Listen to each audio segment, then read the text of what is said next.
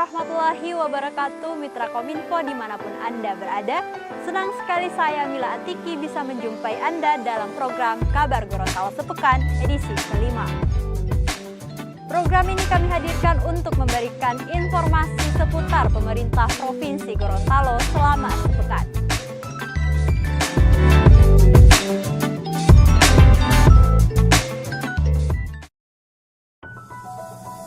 Gubernur Gorontalo minta aturan pupuk bersubsidi diundur 6 bulan. Gubernur Gorontalo buka pasar murah di halaman kantor Diskum Perindak. Lantik 57 Kepsek, Rusli ingatkan hati-hati kelola bos. Kunjungan kerja Wakil Gubernur di Desa Saripi, Kabupaten Bualemo. Pemprov Gorontalo gelar BIMTEK penyusunan peta proses bisnis. Gorontalo bakal punya rumah sakit Bayangkara tingkat 3. Gubernur Gorontalo Rusli Habibie meminta agar aturan pupuk bersubsidi diundur selama 6 bulan sejak diberlakukan awal Januari lalu. Aturan Permentan nomor 49 tahun 2020 tentang alokasi dan harga eceran tertinggi pupuk bersubsidi sektor pertanian dinilai memberatkan petani karena terlalu cepat diundangkan tanpa sosialisasi.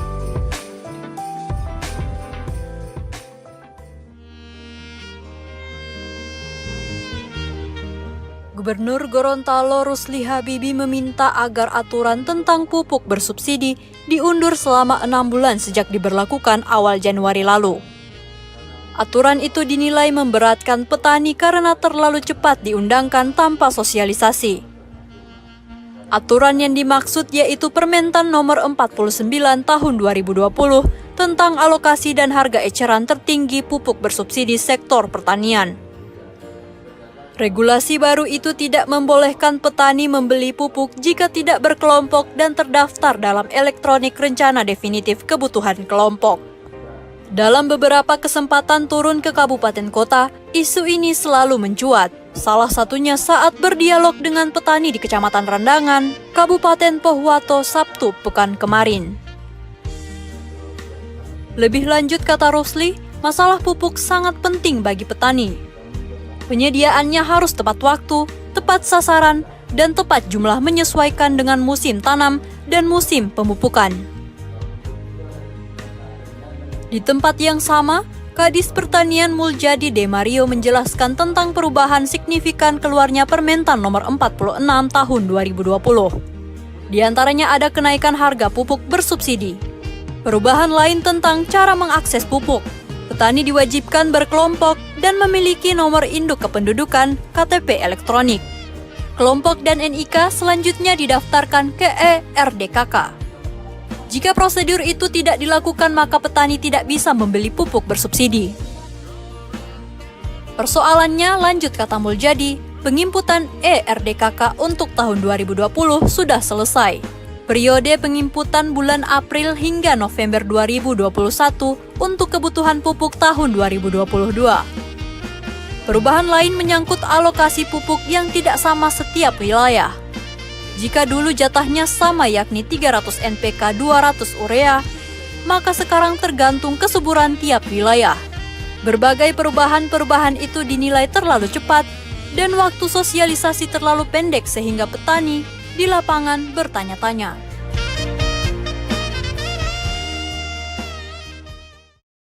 Gubernur Gorontalo Rusli Habibie pada Senin 15 Maret 2021 kemarin membuka pelaksanaan pasar murah di halaman kantor Diskum Perindak Provinsi Gorontalo.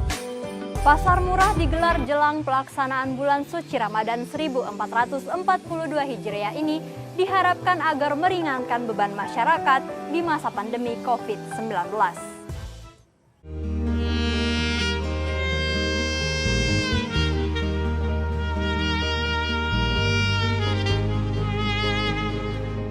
Gubernur Gorontalo Rusli Habibie membuka pelaksanaan pasar murah di halaman kantor Dinas Koperasi, UMKM, Perindustrian dan Perdagangan Provinsi Gorontalo pada Senin 15 Maret 2021.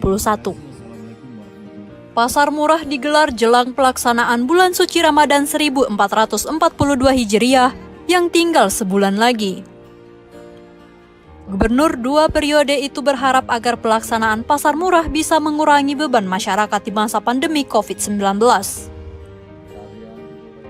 Hari ini saya melaksanakan pembukaan pasar murah yang kita subsidi maupun harga distributor dalam rangka mengantisipasi kebutuhan masyarakat dalam rangka menjelang bulan suci Ramadan bulan depan. Jadi hari ini kita buka dan mungkin insya Allah sampai besok dan waktu bulan kita dapat seperti ini. Karena kenapa sekarang masyarakat ini banyak terdampak dengan COVID ini, banyak susah. Daya beli masyarakat menurun, padahal mereka butuh. Sehingga insya Allah dalam waktu 2 minggu ke depan ini kita akan rostov kabupaten kota yang lain dan ke tempat kecamatan yang betul-betul setelah kita potret daya beli mereka menurun. Berbagai kebutuhan pokok dijual dengan harga distributor. Selisih harga jika dibeli di pengecer cukup jauh antara Rp2.000 hingga Rp5.000. Gubernur Rusli meminta agar penyelenggara selektif menjual. Penjualan untuk setiap orang dibatasi minimal 2 kg setiap item sembako. Begitu juga dengan telur minimal 2 bak untuk mencegah aksi borong dan penimbunan barang oleh oknum tertentu. Nah, saya sudah sampaikan tadi kali itu dan sampai ke itu saya dibatasi. Satu orang hanya maksimal dia beli 2 kg pula contohnya. Begitu juga yang lainnya. Telur ini maksimal 2 bak. Dan borong-borong saya takutnya ada cupong. Karena pengalaman dulu kita buat pasar murah begini, ya mereka beli borong-borong terus anda kasih identifikasi, mereka jual lagi dengan harga yang mahal. Jadi tujuan untuk membantu masyarakat tidak tercapai. Jadi hari ini minta agar dibuatkan kupon. Ya. Pasar murah diikuti oleh 20 perusahaan dan 13 UMKM. Produk yang dijual bervariasi mulai dari beras, minyak goreng, gula pasir, bawang merah, bawang putih, cabai, telur, ikan, dan ayam. Ada juga produk-produk UMKM seperti sagela, keripik, dan lainnya. Mitra Kominfo pada Senin 15 Maret 2021 kemarin, Gubernur Gorontalo Rusli Habibie melantik 57 kepala sekolah tingkat SMA, SMK, dan SLB, di mana 27 orang berlokasi di Aula Rujab, sedangkan 30 lainnya melalui video conference dari SMK 3 Gorontalo.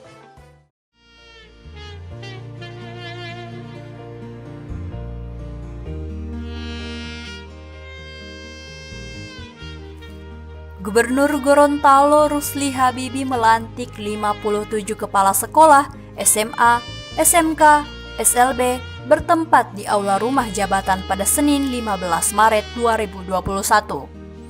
Pelantikan dibagi menjadi 2 lokasi, 27 orang di Aula Rujab dan 30 melalui sambungan video conference dari SMK 3 Gorontalo. Saya Gubernur Gorontalo dengan ini secara resmi melantik dan mengukuhkan saudara-saudari sebagai kepala sekolah di lingkungan pemerintah Provinsi Gorontalo. Saya percaya bahwa saudara-saudari akan melaksanakan tugas dengan sebaik-baiknya sesuai dengan tanggung jawab yang diberikan, dan semoga Allah Subhanahu wa Ta'ala, Tuhan Yang Maha Esa, bersama kita.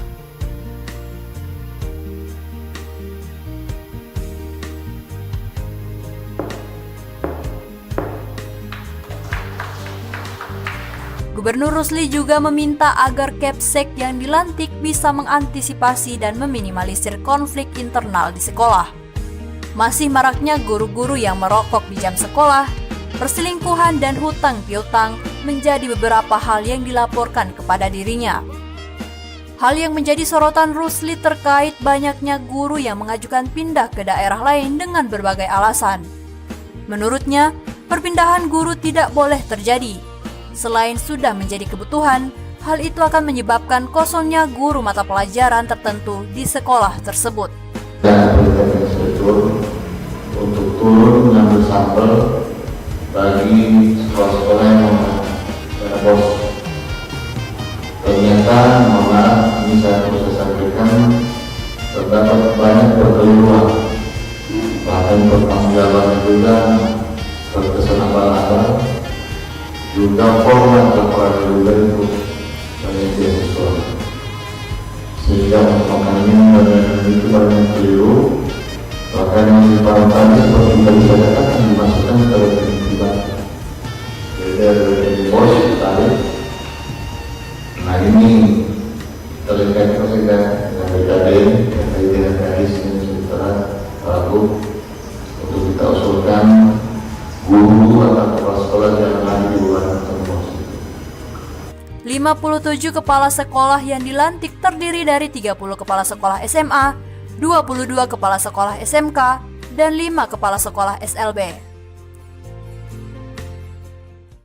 Wakil Gubernur Gorontalo Haji Idris Rahim meninjau distributor dan pengecer pupuk semi organik di Desa Saripi, Kecamatan Paguyaman, Kabupaten Bualemo.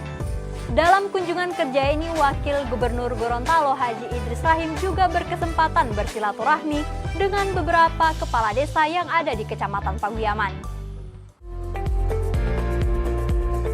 Wakil Gubernur Gorontalo Haji Idris Rahim meninjau distributor dan pengecer pupuk semi organik di Desa Saripi, Kecamatan Paguyaman, Kabupaten Bualemo, Senin 15 Maret 2021. Kepada Wagub Idris Rahim, pihak distributor menjelaskan bahwa pupuk semi organik itu baru untuk pertama kalinya dipasok dari Surabaya, Jawa Timur pada musim tanam lalu. Penggunaan pupuk tersebut mampu meningkatkan produksi jagung hingga mencapai 7 ton per hektar. Arifin menuturkan, selain untuk jagung, pupuk semi organik tersebut juga cocok diaplikasikan pada tanaman hortikultura.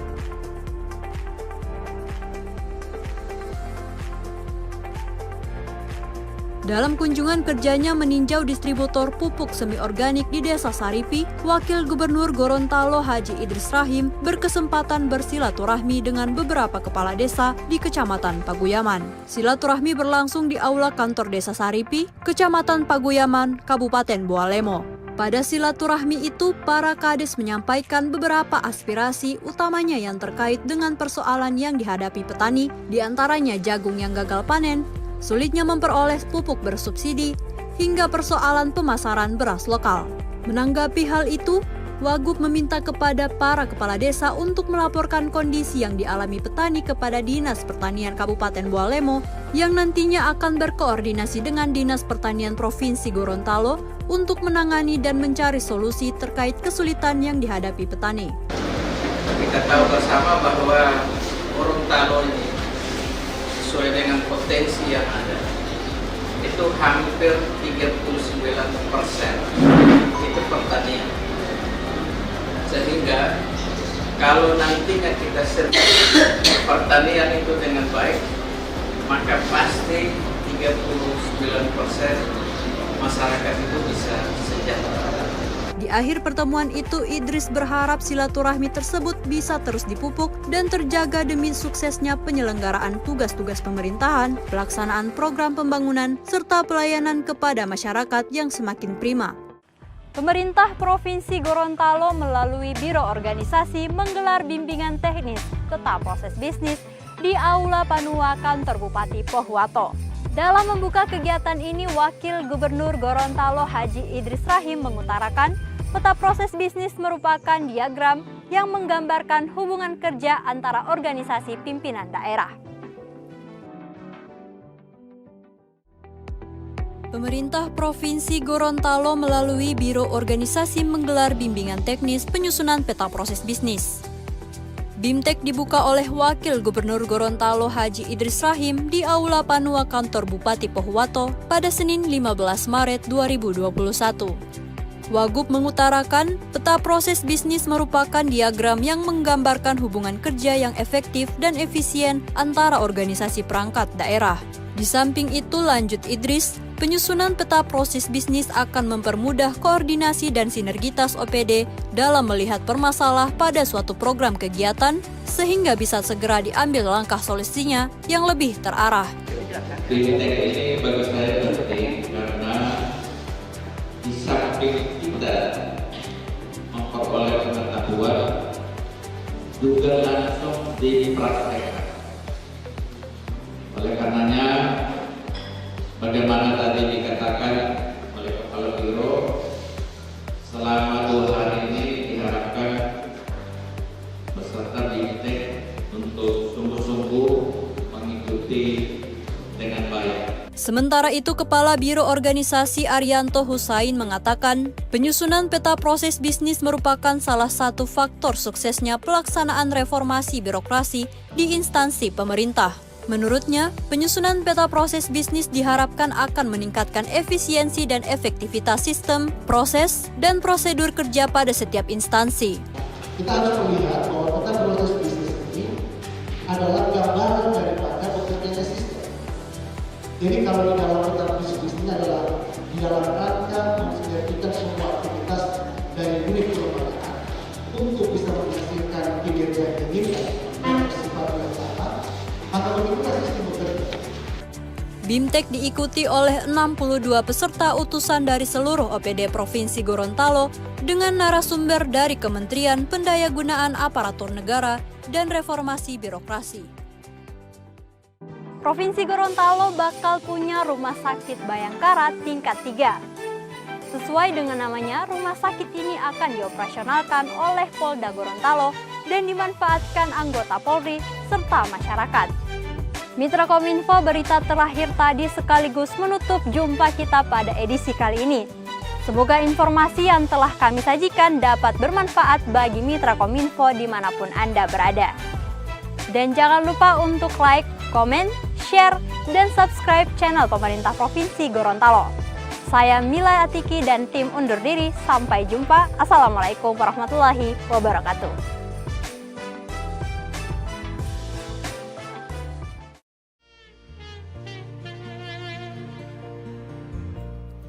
Provinsi Gorontalo bakal punya rumah sakit Bayangkara tingkat 3. Sesuai dengan namanya, rumah sakit tersebut akan dioperasionalkan oleh Polda Gorontalo dan dimanfaatkan oleh anggota Polri dan masyarakat umum.